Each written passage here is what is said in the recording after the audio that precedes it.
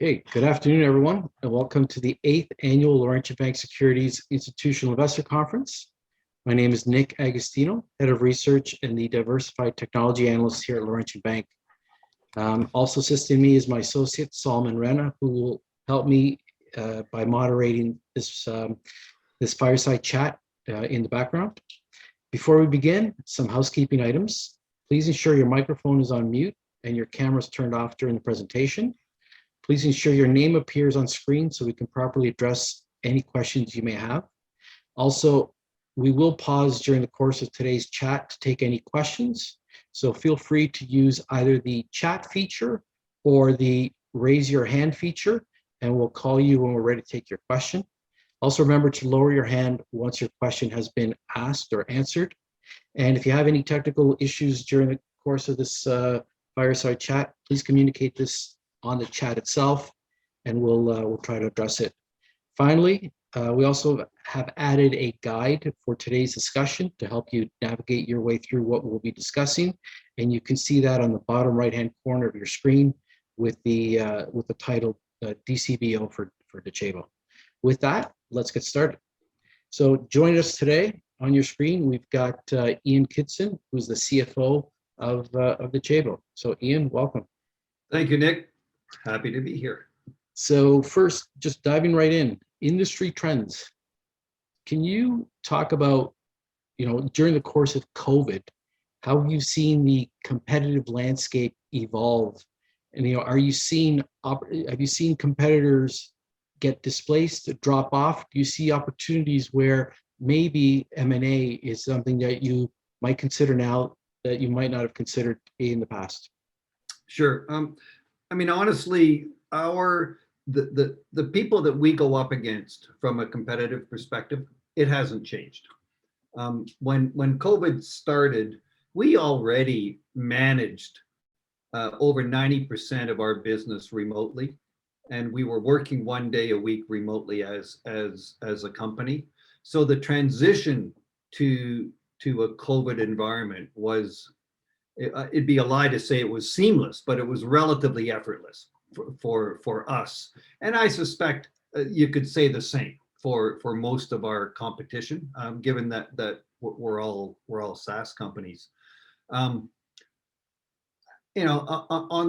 the acquisition side, we have consistently said that we have zero interest in buying competitors to acquire their customer base, and that continues to be true today.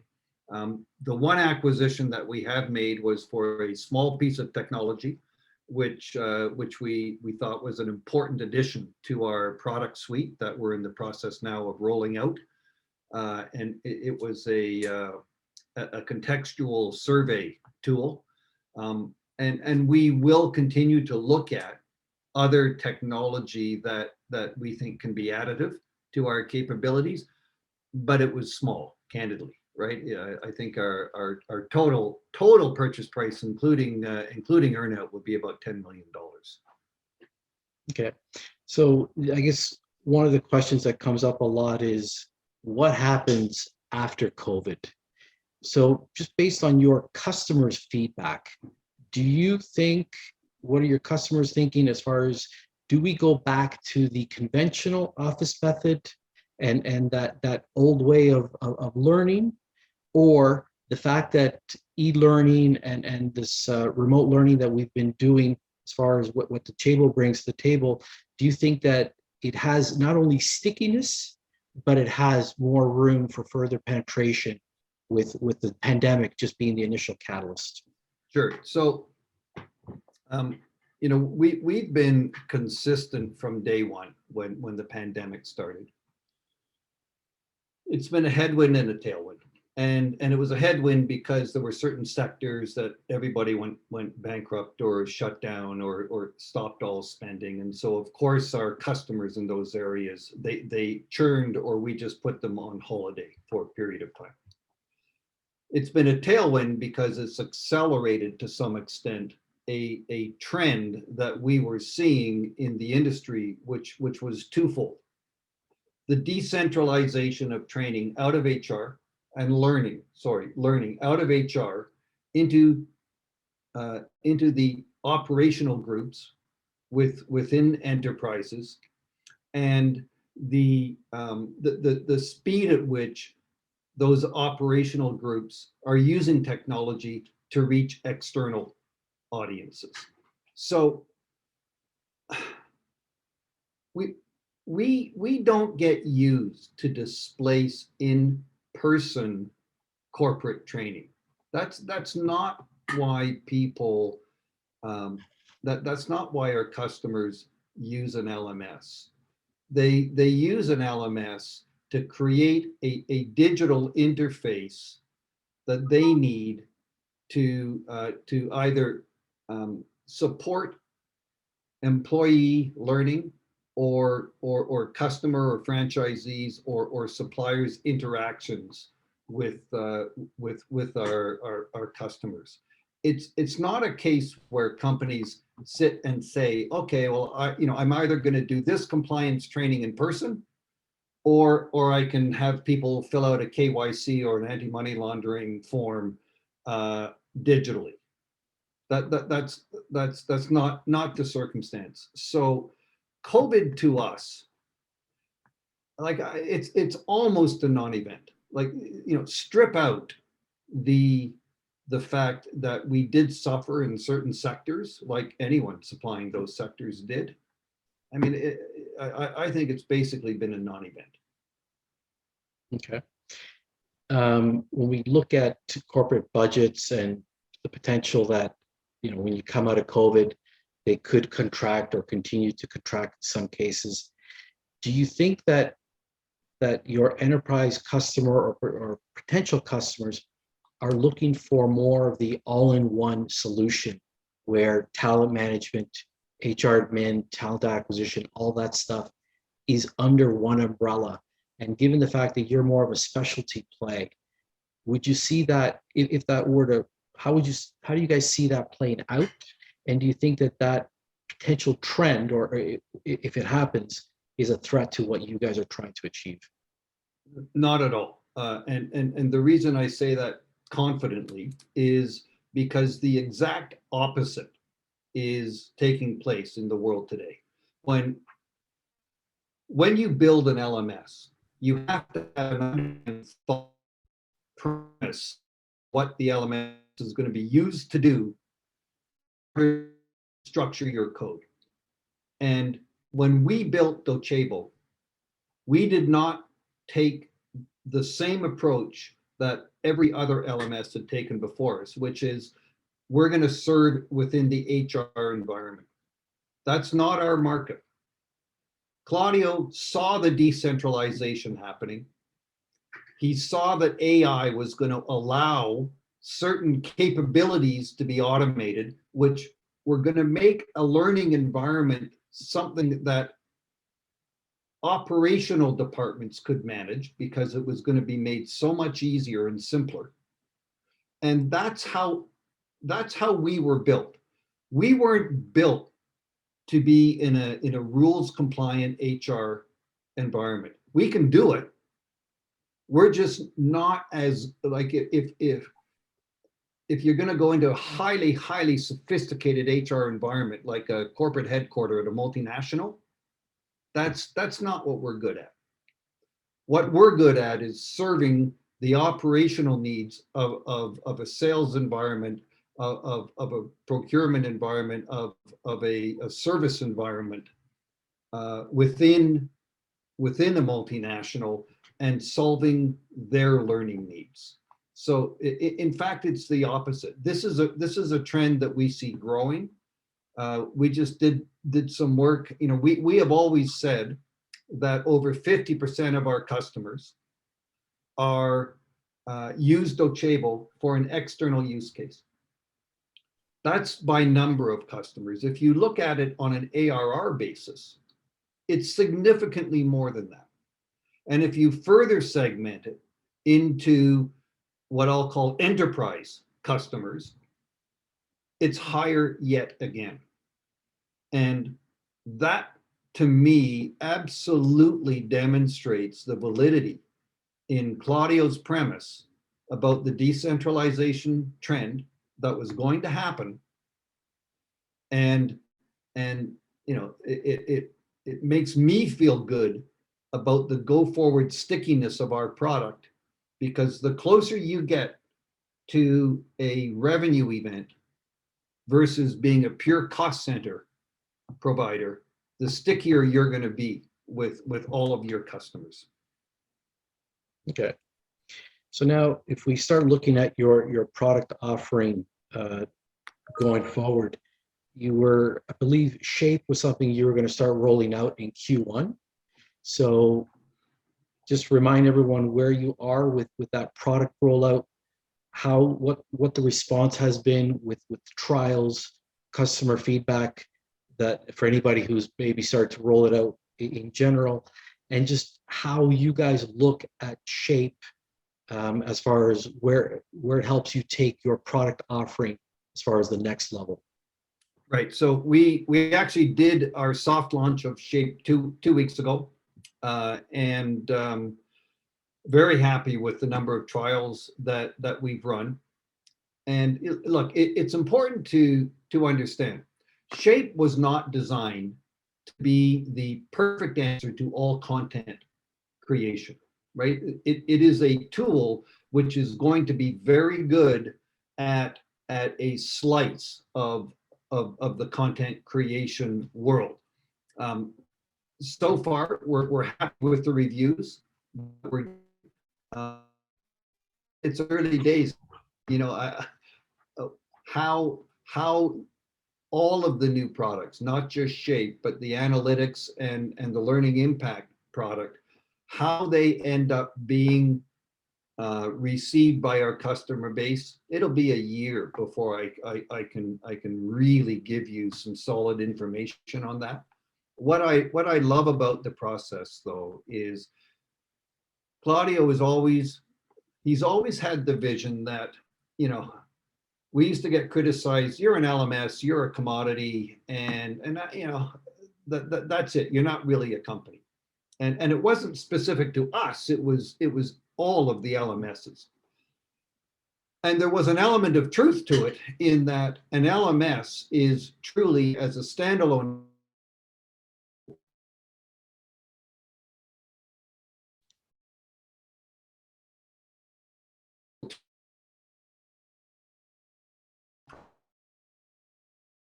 critical.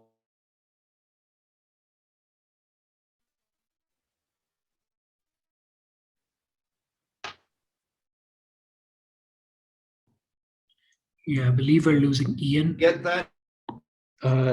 Yeah, I'm still on.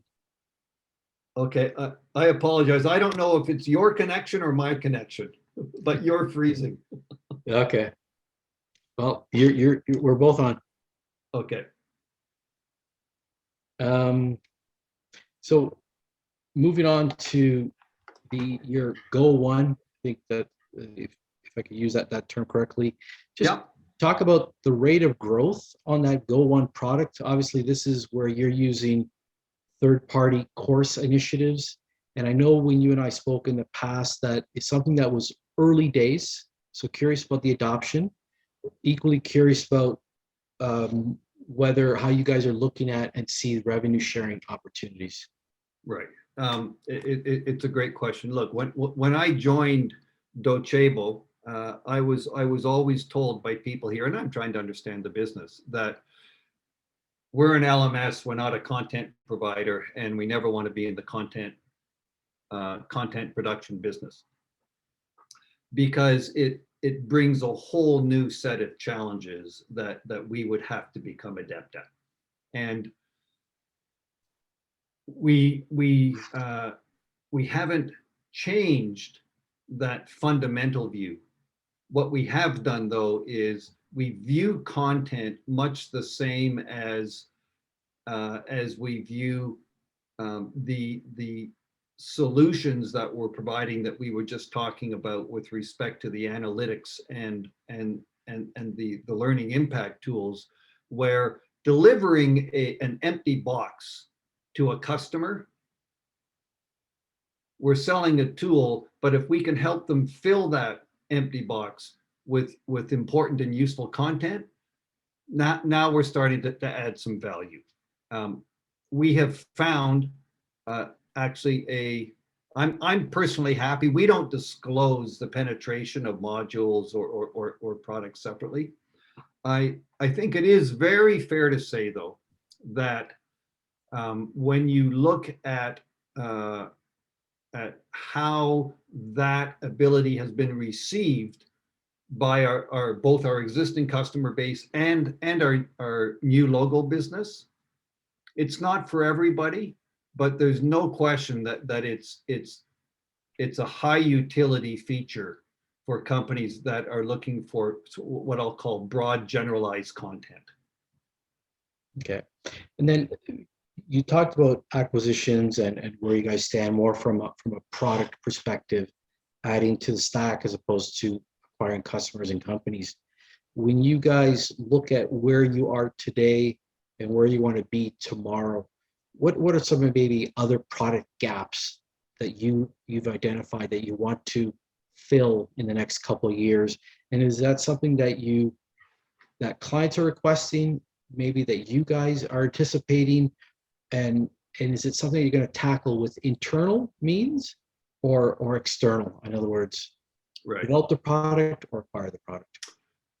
So the 3 products that we're introducing this year, we built 2 from the ground up, and we bought 1 and put a Docebo spin on it, because what we acquired candidly wasn't a true SaaS product. It was more of a custom product, and we obviously can't get into that world, and so we had to make it malleable enough to fit within our world.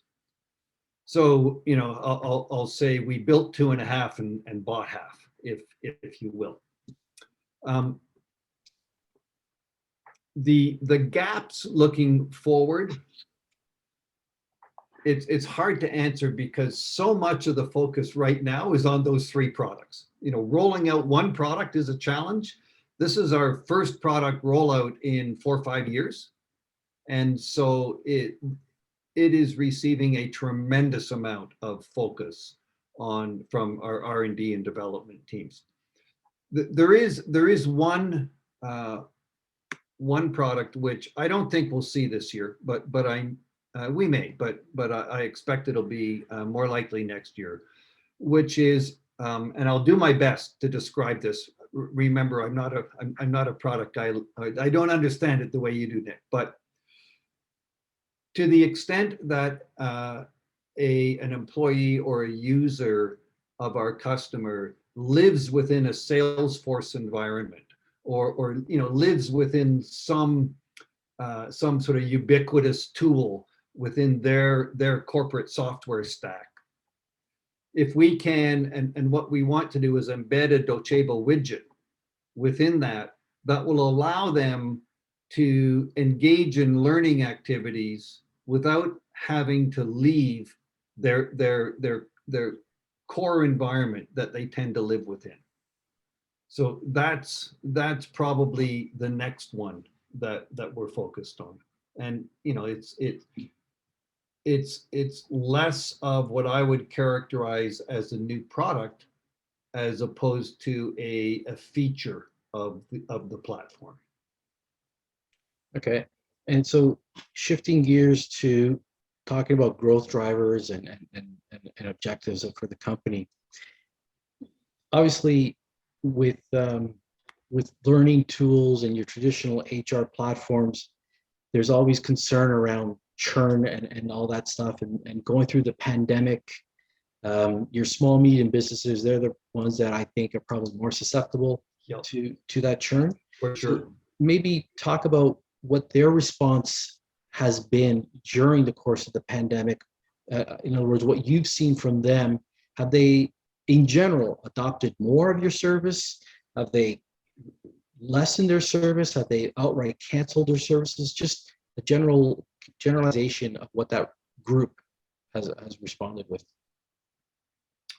I think to answer it properly, I'd have to parse the universe into two halves. One, which is directly and materially impacted by COVID, and you can throw the hospitality, the restaurant, the travel, that kind of obvious industry sector into that pot, and then, for lack of a better expression, the rest of the world.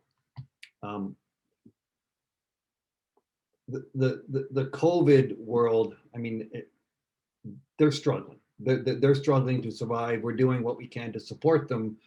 I don't think drawing any conclusions from that population are terribly useful today, because who knows how it's going to work out. We are starting to see some recoveries, for what it's worth, particularly in the US, but it's very early days. On the other side, I don't think, I honestly don't think there was any material differential one way or the other. Usage did pop initially, but it's been relatively static over time.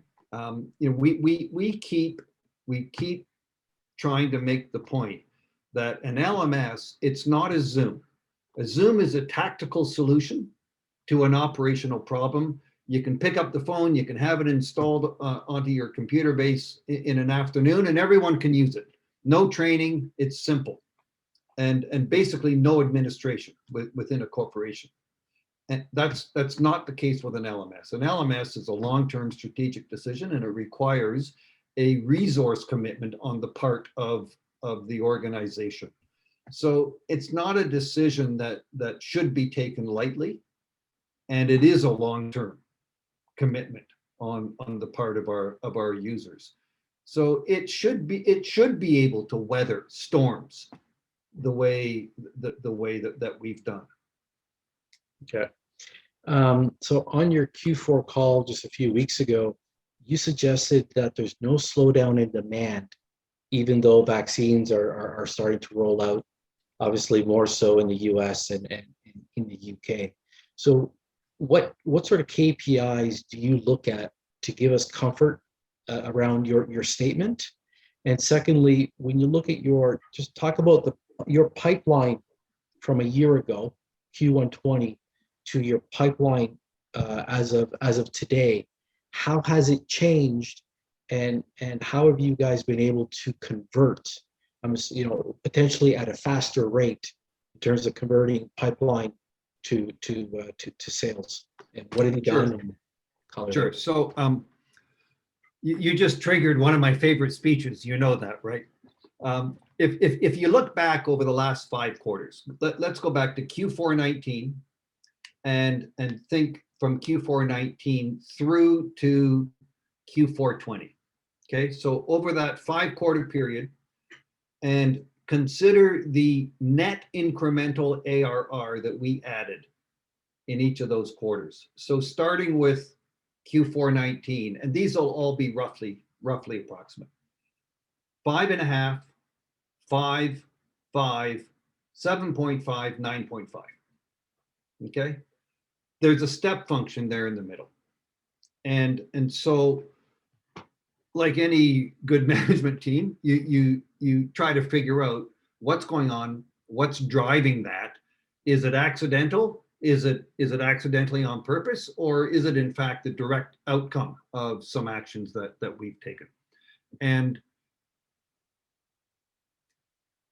a core signaler to the performance of any SaaS company, and one of the beautiful aspects of our business, is you have a pipeline of potential customers that you build and develop over time, and then you watch very, very closely how that pipeline behaves over time, because even small changes in trends can be significant in terms of performance, both good and bad. We had some skill upgrades on our within our marketing team last year. We brought in some material new talents, and as a consequence, we saw an improvement in our pipeline development. And it's my belief that's what's driven the increase in performance, which is obviously relevant because it speaks right to the heart of how replicable is Q3 and Q4, or do we end up reverting back to the Q1, Q2 level of performance? And look, we don't give guidance. We don't talk about what's going on, et cetera. I did say on the Q4 call, though, that there were no indications that we were aware of that would suggest that there was going to be any material change in our performance as a company going forward. If I had seen a material drop down in our pipeline, I would not have been able to make that statement. And I do strongly believe that our Q4, at the time that we were selling in Q4, the vaccine arrival was fully known at that time. And had our sales performance been COVID related, then we would not have been inking those contracts, because people would have said, oh, I don't need it anymore because the vaccines are here, and that solves all the problem. So look, you never know for sure in today's world, but when you ask, look, are you doing well because of COVID or not? That is one of the key criteria that I look at and say, no, we're not doing well because of COVID. We're doing well because we made a bet when we wrote our code. And the bet that we made was there is a decentralization happening in today's world with respect to learning. 10 years ago and prior to that, learning was always fell within the HR world. It's not the case anymore. It's shifting from the HR environment out to the operating departments. That's our target market. That's the market that we serve well. And what's driving our growth is we are driving better awareness within those operating departments that this tool exists, that they can use to interface with external parties and internal, and on a remarkably inexpensive basis, achieve whatever the hell it is that they want to achieve. I think historically inbound sales was about 80% of your top line driver. And I think more recently, you've put more emphasis on the outbound. So maybe give us a sense as to how big the inbound versus outbound teams are today, how big they will be respectively in the future, and more importantly, how you're going to measure your outbound team when it comes to their ability to drive success for the organization. Right. So you're right. It was 80%. It was 80% when we look back at 19. It was about 80%. Importantly, before 19, if you went back to 17 and 18, we were to all intents and purposes 100% inbound. So the whole outbound aspect of our sales efforts is, relatively speaking, brand new for Docebo. Where do I think it can go? I wouldn't be surprised this year if we were 70 to 75% inbound and the rest outbound. That's being driven by a team that this year will be plus or minus, call it 10, maybe 12 account managers. Now, there's obviously infrastructure that supports those account managers, but in terms of direct customer-facing, quota-driven salespeople, that's where we are. Okay, and then obviously your average contract value has been growing steadily, and I think you guys have said in the past it's a function of the volume and the number of modules that these guys sign up for. The question is really, what is getting these new customers to want to sign a bigger check from the onset? So there's always a multitude of factors that drive something as complicated as an ACV, right? But if I had to distill it, what I would say is, and this is consistent with each stage of Docebo's growth, the nature of our customer has been changing. In 2015, it was mom and pops. In 2017, we signed Thomson Reuters, our first #1 big customer. In 2019, we signed Capital One, we signed McKinsey and some others. And so we were dipping our toe into what I would characterize as the enterprise level customer. And obviously AWS was, a crowning achievement of that. What's happened though is we are becoming better known as a tool that satisfies the requirements of large departments within multinationals. And those large departments generally have an external learning component, which for whatever reason, and I'm not a tech guy, but I can tell you, we obviously serve that requirement better than anyone else, because all you have to do is look at our win record in those RFPs. And that's sort of the what I think is the most underlying important factor, because the use cases, it's really the use case, Nick, that drives a larger dollar amount.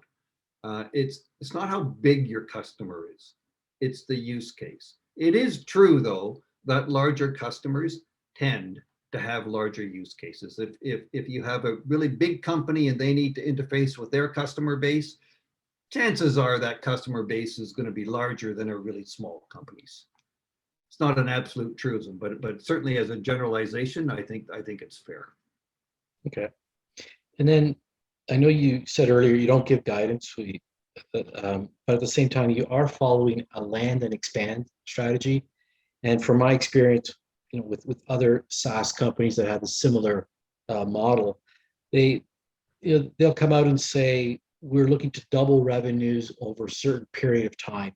So when you guys, as part of your land and expand, is there something like a 5-year target that you have when it comes to top line or even your EBITDA line as a result of land and expand? No, and the reason is I know those circumstances that you talk about, and look, they're different than us. We have, and we will continue to have, a very large core product, our Docebo Learn, which is our LMS. There are modules that you can attach, and there are products that we are going to start marketing alongside that LMS.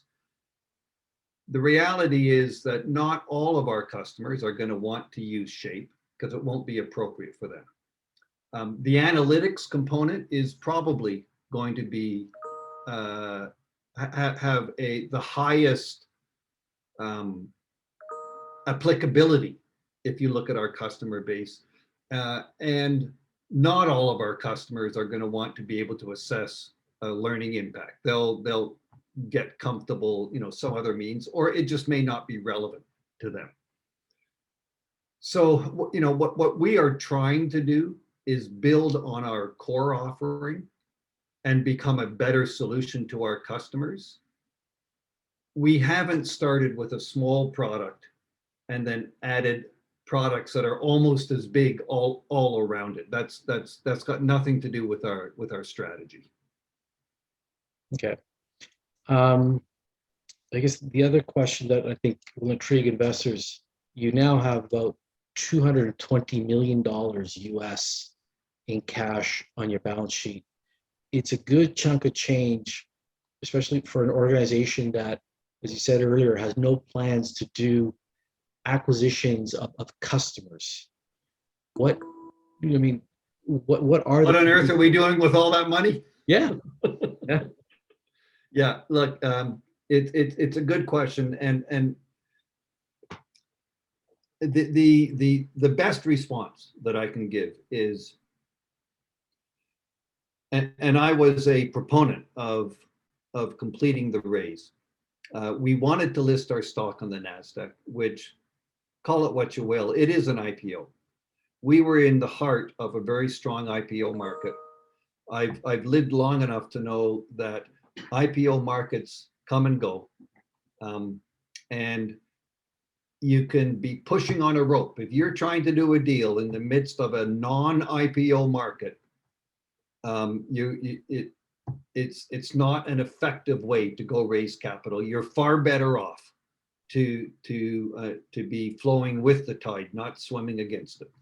So, Nick, it was no more complicated than that. We wanted a NASDAQ listing. It was appropriate to put some capital on the books. And,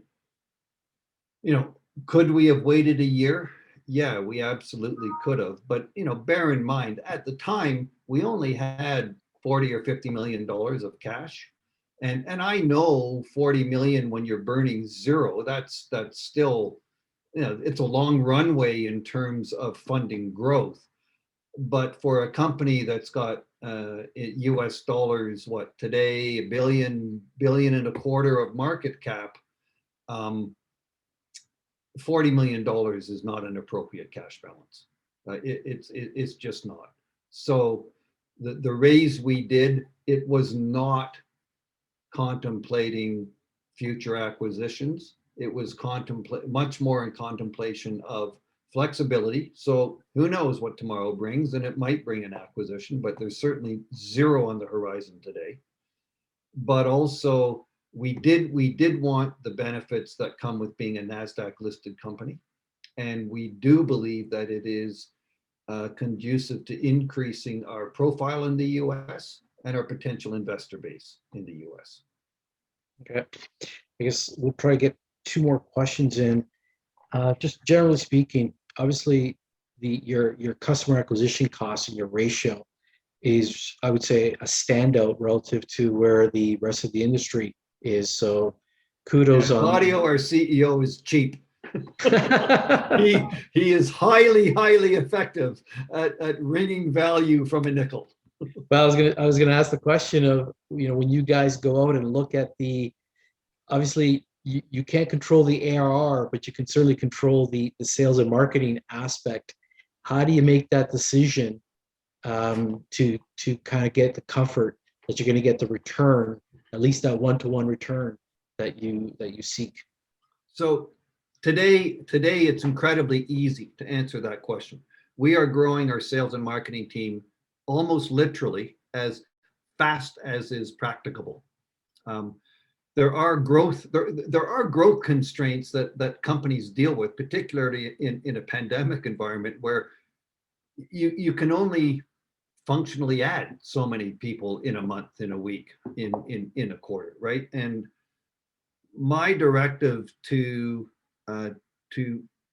both the sales and the marketing and our customer support units this year was, in essence, to say, you have no limits.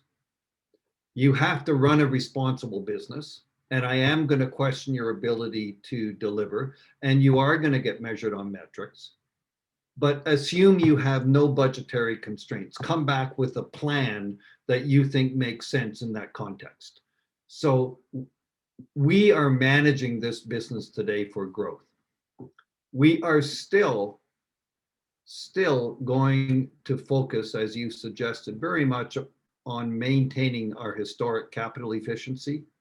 I think we said in Q4 that our total cash burn since we started this company has been $9 million to get to where we are today. And that's a function of trying to do business very, very carefully, and not take the Silicon Valley approach, but but manage it, and I hate this word, manage it responsibly. I don't know how else to say it, right? Don't hire 30 people if you can only actually manage 20 of them. Hire the most you can manage, and then maybe one more, because one of them might quit. And then go do your job. And that's the approach we've taken. We are managing for growth. Okay. Unfortunately, that's all the time we have today. So I will thank you, Ian, for attending and for your candidness on the responses. So again, much appreciated. Stay safe and have a good rest of the day. And to everyone else on the line, just a reminder that we've got 5N Plus coming on at 2:30. Thanks again, Ian. Thank you very much, Nick.